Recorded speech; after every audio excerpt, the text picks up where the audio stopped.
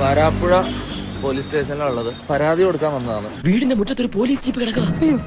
ഞാൻ ജീവനും കൊണ്ട് ഓടി. ഞാൻ എപ്പം ജയിലിലാവുന്നു, എപ്പം കേസ്, അതിനെ കുറിച്ച് ഞാൻ പറയുന്നില്ല. തോന്നിയ ദിവസം കാണിക്കുമ്പോഴേ ആലോചിക്കണമായിരുന്നു. അരിയും മുങ്ങി, മണ്ണെണ്ണയും മുങ്ങി, മാസം തോറും കിട്ടണ പഞ്ചസാരയും മുങ്ങി. ഇന്ന് കേരളത്തിലെ ചെറിയൊരു ഭാഗം ആൾക്കാരുടെ മുന്നിൽ ഞാൻ പോക്സോ കേസ് പ്രതി ഡ്രഗ് ഉപയോഗിക്കുന്ന ആളാണ്. ഇതിനെല്ലാം കാരണക്കാരെന്ന് പറഞ്ഞാൽ ഞാൻ തീറ്റിപ്പോറ്റിയ കുറച്ച് നാറുകള്. ഒരു തമാശ, അത് മാത്രമേ ഞങ്ങൾക്ക് ഉദ്ദേശം ഉണ്ടായിരുന്നു.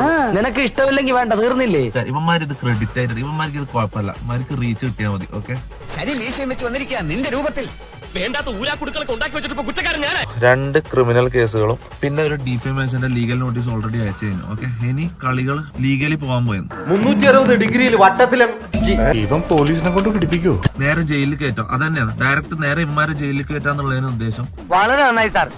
ഇവനെ പോലത്തെ ദുഷ്ടന്മാർക്ക് പറ്റിയ സ്ഥലം ജയിൽ തന്നെയാ. പിന്നെ ജാസിന്റെ ഇൻസ്റ്റ പോയി, അവന്റെ യൂട്യൂബ് ചാനൽ പോയി, മമ്മൂന്റെ പോയി, എല്ലായിടത്തും ഇതൊക്കെ പോയി.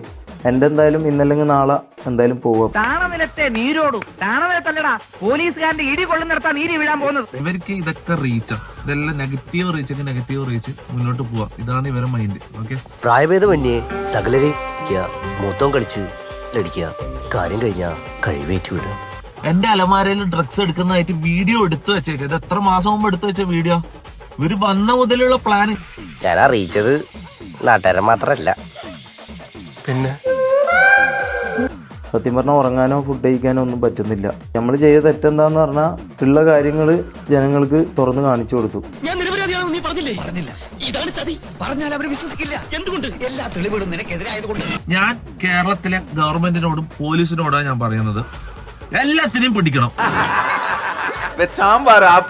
ഇവന്മാരെ എല്ലാത്തിനെയും പിടിച്ചിട്ട് ഓരോ റൂമിലിട്ട് ചോദ്യം ചെയ്താൽ പുറത്തു വരും സാധനങ്ങൾ. ഓക്കെ ചേട്ടാ, ഇതിന്ന് ഊരാൻ ഒരു വഴിയില്ലേ? നീ തീർന്നടാ, നീ തീർന്നു.